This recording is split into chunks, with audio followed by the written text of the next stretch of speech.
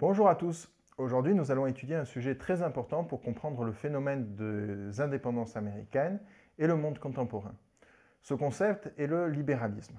Dès à présent, il faut dire qu'il n'y a pas qu'un seul courant libéral, mais de nombreuses philosophies libérales et que le terme est fréquemment utilisé dans les discours politiques sans définition précise.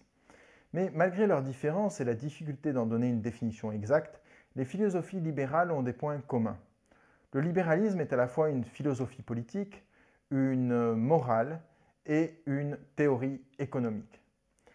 Les représentants de l'école de Salamanque sont les premiers à avoir exprimé et défendu des idées libérales reliant les principes moraux aux concepts économiques. Pourtant, c'est John Locke qui est généralement considéré comme le philosophe qui a structuré la pensée libérale. Et en effet, il a articulé diverses idées philosophiques, politiques et économiques qui sont les fondements de la pensée libérale moderne. Le premier principe du libéralisme est que la liberté individuelle n'est pas seulement un but que nous devons essayer d'atteindre, mais aussi un moyen de résoudre les problèmes économiques et politiques. Les hommes naissent avec des droits à la naissance et pour garantir cette liberté, il faut se préserver de la domination d'un groupe ou d'une personne dans cette société. Ce principe implique l'égalité des droits de tous les individus.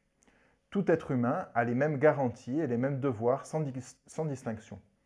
Dans le libéralisme, les titres, les couleurs de peau ou la fonction économique de la personne ne sont pas des critères dont il faut tenir compte et chacun doit être jugé de la même manière et selon les mêmes lois.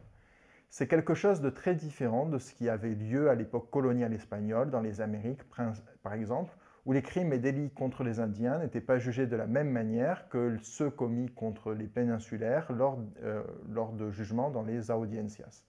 De même, les droits des esclaves n'étaient pas les mêmes que ceux des hommes libres, et ceux des religieux n'étaient pas les mêmes que ceux du tiers-état et de la noblesse. Le deuxième principe du libéralisme est que pour être libre, il faut séparer la morale, qui est individuelle et ne doit pas impliquer de système répressif, du droit, qui lui doit se contenter de réprimer les actions qui limitent la liberté d'un autre membre de la société ou menacer les droits d'une autre personne. Ainsi, au XVe siècle, les relations homosexuelles de Léonard de Vinci lui ont causé plusieurs problèmes juridiques car ces relations n'étaient pas conformes à la morale de l'époque.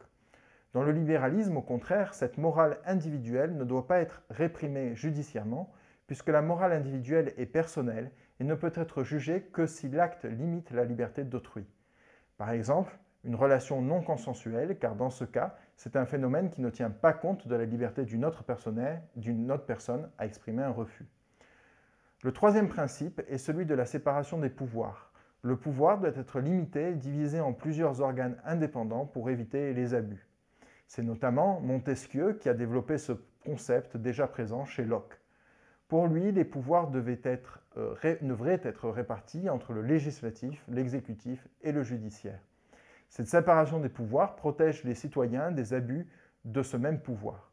Deux autres éléments contribuent également à préserver le citoyen du pouvoir politique.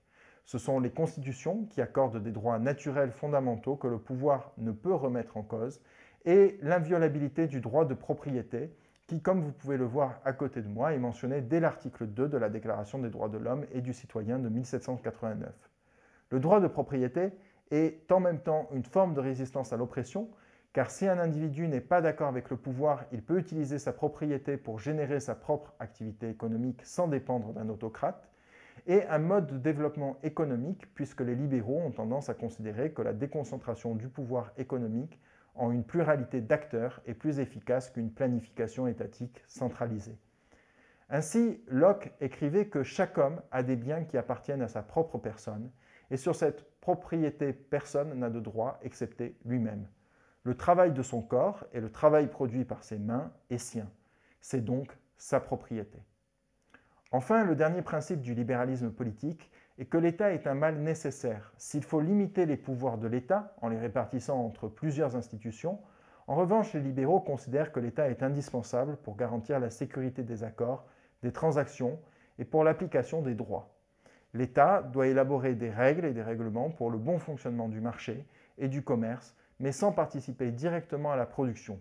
Bernard de Mandeville ou Adam Smith ont résumé ce point de vue en expliquant qu'avec un État garantissant la sécurité des contrats et des lois efficaces, ainsi qu'un marché libre, chaque individu recherchant son intérêt personnel égoïste contribuera efficacement à l'amélioration collective des processus de production. Le libéralisme a eu un impact très important lors des guerres d'indépendance des Amériques. Les dirigeants de ces processus ont été influencés par ces nouvelles idées qu'ils avaient découvertes dans les livres ou lors des guerres révolutionnaires européennes qui ont éclaté à la suite de la Révolution française. Le libéralisme ne se résume pas bien sûr aux quelques points que nous avons abordés ici. La présomption d'innocence, la non-rétroactivité des lois, le concept du mérite, la recherche du bonheur, l'utilitarisme sont aussi des valeurs libérales. Mais je ne voulais pas faire une trop longue vidéo et c'est donc tout pour aujourd'hui. Merci de votre attention et à bientôt pour une nouvelle vidéo.